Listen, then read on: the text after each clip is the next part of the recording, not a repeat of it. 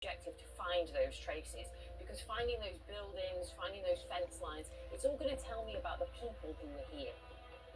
Sylt was operated by a notorious unit called the Death's Head.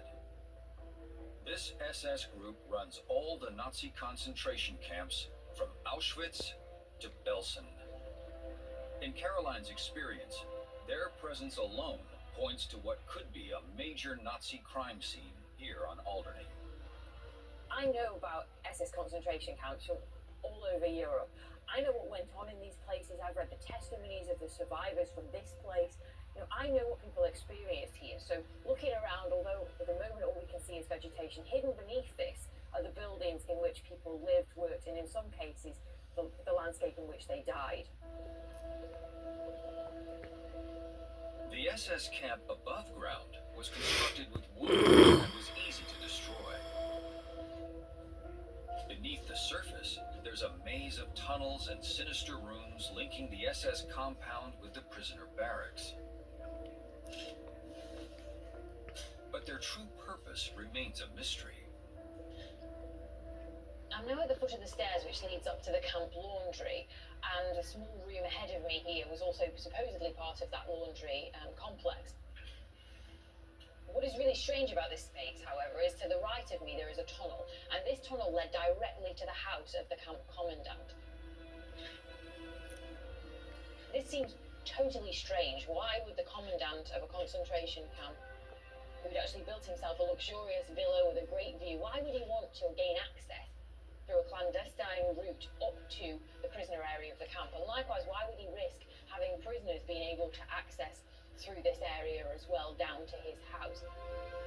The SS became expert at stealing the possessions of prisoners sent to their camps. Hundreds of millions of Reichsmarks were hidden away in the SS coffers. And there's been a lot of speculation about exactly why that might be. Why on earth would he have wanted access or risked prisoners going in the opposite direction? So what we're going to do is actually take hundreds and hundreds of high-definition photographs, which we'll stitch together. And when we add that to the data that we have above the ground, we're starting to build up a much more detailed picture of the camp. And add that to witness testimony, we're hoping that maybe we can finally find some answers about what some of these spaces were actually used for. Caroline is not the first to look for evidence of Nazi crimes here. 8 days after Hitler's death and after 5 years of occupation, the German forces surrender and the Channel Islands are liberated. Almost immediately, British intelligence sends a team to Alderney to investigate rumors of war crimes.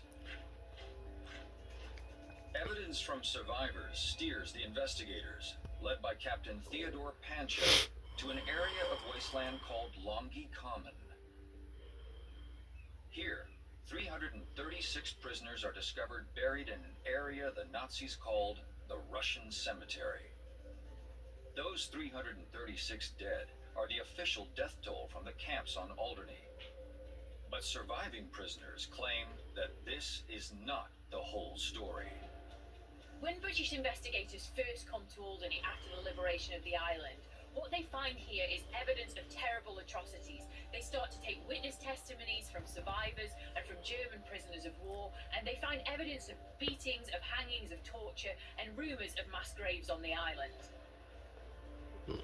Caroline believes that there are unmarked graves on Longy Common.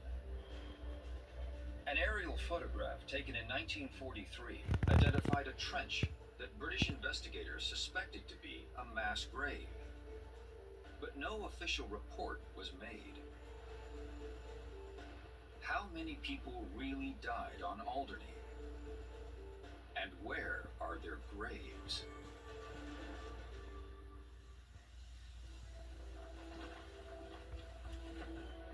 Caroline has been investigating this story for many years.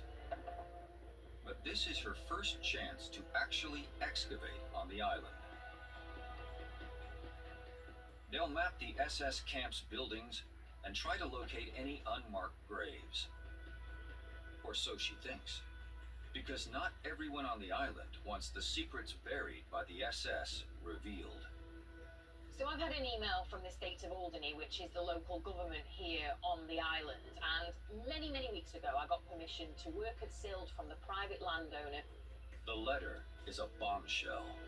Caroline is banned from excavating the SS camp at Silt. What this email essentially does, it stops our investigation and could in fact bring the whole project to an end. June 1941. Hitler People orders the didn't Channel want the Islands truth of to come Alderney out. turned into a fortress of concrete and steel. 4,000 forced laborers are transported to the island. Many die of starvation and brutality. 336 bodies are found in a Nazi cemetery. But forensic investigator Caroline Sturdy Coles is convinced there are many more. She's on the trail of SS criminals and the camp they built here. But her investigation is blocked by the Alderney government. This investigation has been the hardest of my career in terms of really fighting to get this story told. Then a former member of the Alderney government makes contact. Robert McDowell recently stepped down from office. But curiously, and unlike the current council members, he wants to talk. So Robert, I was very intrigued to receive your email. I know you were a member of the States of Alderney. Yes, I did. That's a 4-year experience. And I really wanted to meet with you and talk to you a little bit about that, about the kind of the reactions on the island to discussing the occupation period, particularly the issue of the camps and the forced labourers that were sent here, and what your experiences were as a States member in dealing with Well, that my experiences were that the older people, and I see those over 60, 65, did not want to be reminded of that period. Although, in fact, none of them were here. They have no blame can attach to them. I see there's no rationality, I think, about the stance. I mean, do you think there's a political will to remember what happened during the occupation, or is it too hot a political issue, and that's why? People don't want to go near it. I think long term they're making a rod for their own backs, because the more and more comes out like this, the more inquiries there will be. So this island will not look very good if it doesn't face up to the facts, whatever they may turn out to be, as to what happened in the war and at the end of the war. Yeah. Because the truth will always come out, and there'll just be more and more pressure piled on. But the local government aren't convinced. They're refusing to allow any excavation on the island. Caroline and her team leader, Kevin Coles, need to regroup. So, any ideas about what we're actually going to do now?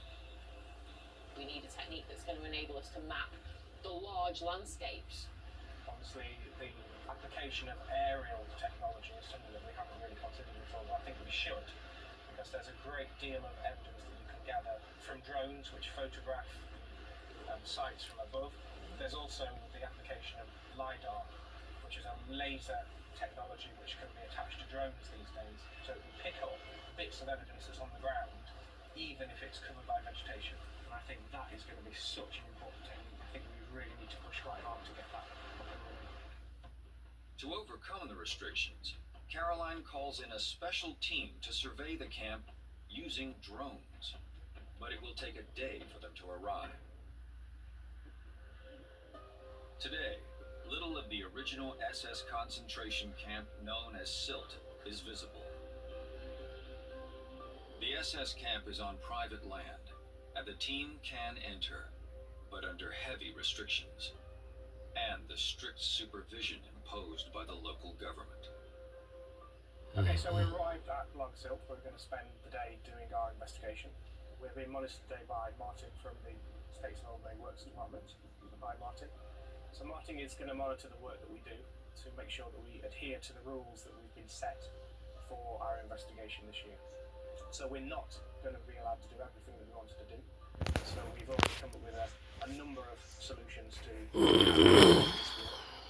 we can investigate some of the visible remains that we've identified in previous years, to record them, to document them, and we can obviously look around the site for a new piece of evidence that we haven't seen yet, but we're not allowed to move it. So there's no ground disturbance. Objects are not to be picked up, but they can be photographed. And we have to stick to these rules very carefully because that's what we have been told that we have to do. The team will record the camp gates and the few features that do survive. But the rest is hidden somewhere beneath the dense vegetation. The first clue to what Sylt might have looked like comes from a Royal Air Force reconnaissance photo. The RAF set out to photograph the Alderney airport, but they also recorded a new feature close to the runway. From the air, it looks like any other barracks. In fact, it is the first glimpse of the agents of the Holocaust in Britain. Standing here for me now is a real mixture of feelings. One is Yeah, they just don't frustration, what I want really want people to do know is do the work that we there were came in to actually do, which is British the investigation and try and find the that were traces at micro level. aligned But to with be the honest, Germans predominant feeling at the is one time. of trying to 'Cause imagine that's what just it how would be people like were. for people who were here, just how bleak it is. In 1943, Just like before 1,000 slavery, prisoners arrived at SS Sylt some from the Sachsenhausen African concentration camp in tribes Germany. In their thin, sold striped their own uniforms, people. They joined forced laborers already on the island. The British working sold for a out their Nazi own construction people. unit called It's Organization pretty Taut. sick. But unlike the Organization Taut workers, the new prisoners at Sylt were under the control Probably of the because brutal and Hessian, murderous SS. which were Germans, fought alongside the British Allied against us. investigators entering the concentration Against the camps United at the end States. of the war immediately discover how the SS used starvation as a weapon. As a forensic investigator, I am always trying to find out what happened here. So when we are searching this landscape, when we're looking for